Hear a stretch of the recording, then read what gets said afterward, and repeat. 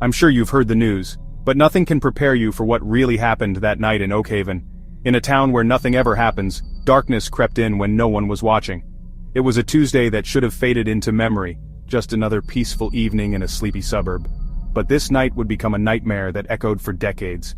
For Christy Mirak's family, it was the night everything changed. A single moment that shattered their world forever. Christy, just 25, was a beloved elementary school teacher, full of life, laughter, and plans for the holidays. She was the kind of person who made every room brighter, who remembered every birthday, and who always had a kind word for her students. On December 21, 1992, she never made it to school. Her classroom sat empty, her students waiting for a teacher who would never arrive. The call came from the principal. Christy was missing. Concern quickly turned to dread as the hours ticked by. Her brother Vince went to her apartment, key trembling in his hand, heart pounding with fear of what he might find. Inside he found a scene of violence that would haunt him forever, a nightmare that shattered the world he knew. Presents sat untouched under a small tree, silent witnesses to a future stolen. The holiday spirit, once so bright, was now replaced by a chilling silence. Who could have done this? Why? The questions hung in the cold December air, swirling with every icy breath. Christy was the girl next door, loved by all, no known enemies, no reason for anyone to wish her harm. Investigators scoured the apartment complex searching for any clue, any sign that might point to the person responsible. But the killer was a ghost, vanishing without a trace, leaving behind only questions and fear. The family was shattered, their world tilted off its axis, struggling to understand how such darkness could find them. Every holiday became a painful reminder of Christy's absence, the empty seat at the table a wound that never healed. They pleaded for answers, their grief broadcast on the evening news, hoping someone, somewhere, would come forward. Someone out there knew something, but the silence was absolute. No one called, no one confessed. Days turned to weeks, weeks to months, and the killer remained a phantom. The seasons changed, but the pain stayed the same. The pain never faded for Christy's family.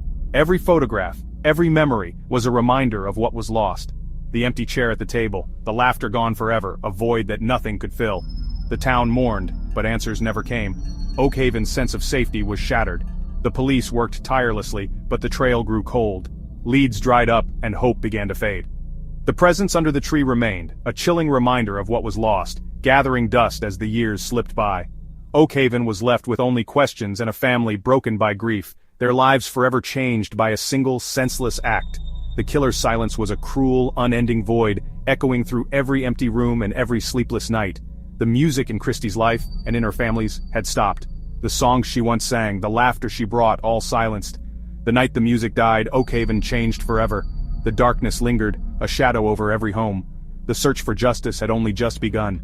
Detectives refused to give up, determined to find the truth. But for now, all that remained was heartbreak, and the hope that someday, someone would break the silence. And a promise that her story would not be forgotten, that the light Christy brought to the world would one day shine again. Oakhaven was gripped by fear.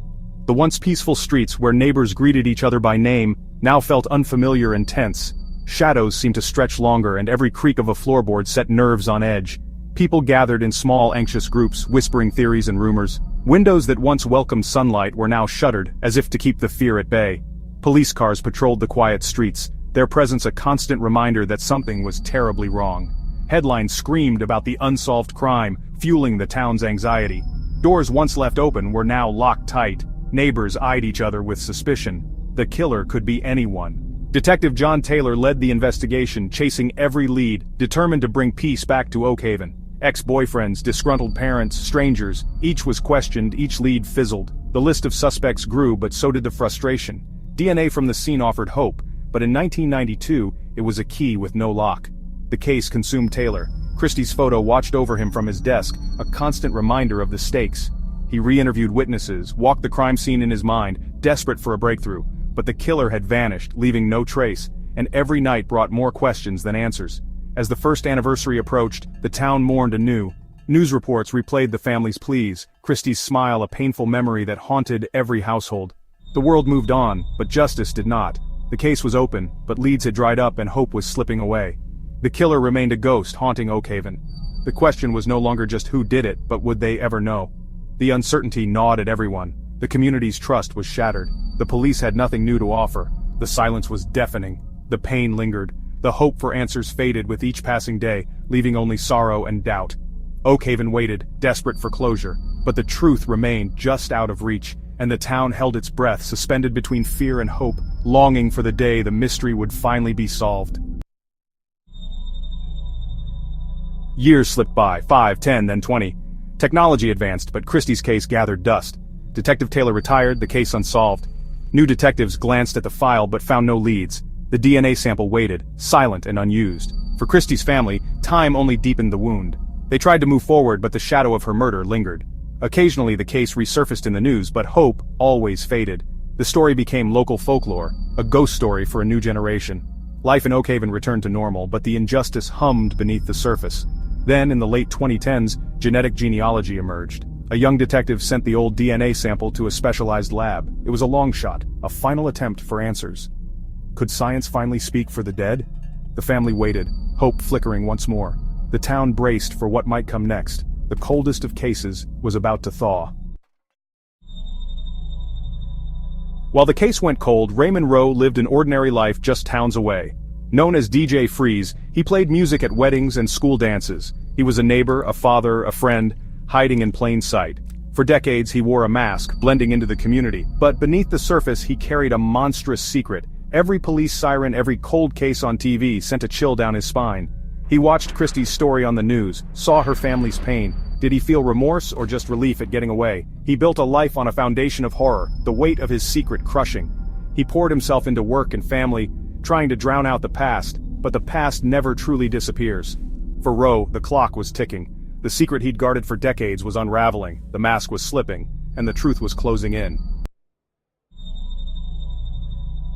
The breakthrough came quietly, through DNA. A distant relative's ancestry test cracked the case open. Investigators built a family tree, tracing it to Raymond Rowe. A local DJ, never a suspect, suddenly at the center. Surveillance began. Officers watched as Rowe DJ'd a school event. He tossed a water bottle and gum in the trash. Investigators seized them.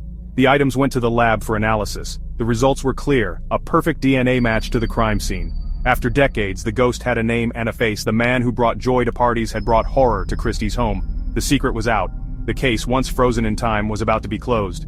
Oakhaven's long nightmare was ending. The family braced for the truth. The community prepared for answers. The weight of a whisper had become a roar. Justice was finally within reach. The silence was broken. The reckoning had begun.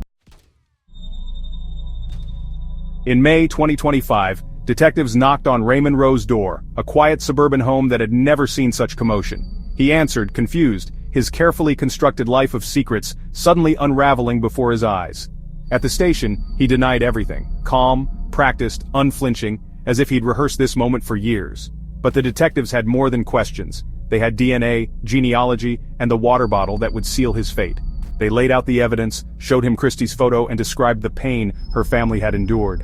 The mask began to crack, his composure slipping as the truth pressed in.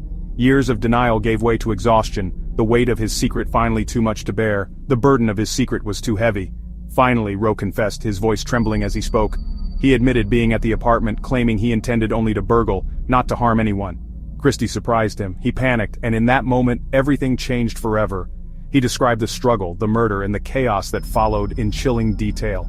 After 37 years, the ghost finally told his story, and the truth emerged from the shadows. The confession was shocking, senseless, and brutal, leaving detectives momentarily speechless.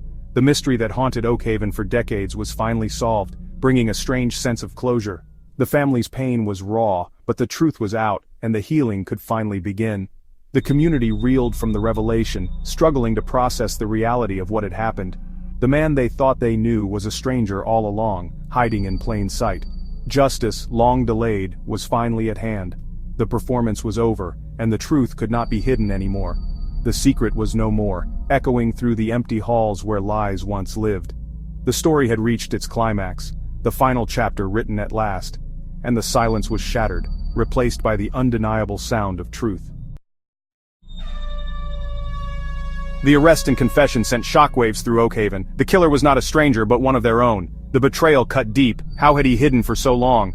For Christie's family, relief mingled with sorrow. The question mark was finally replaced with a period.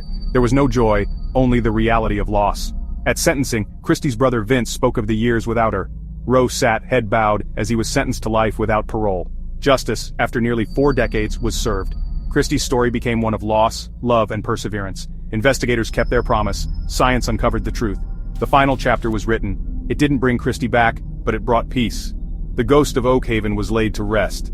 Christie Mirac could finally rest in peace. The town could breathe again, and the music, though changed, would play on.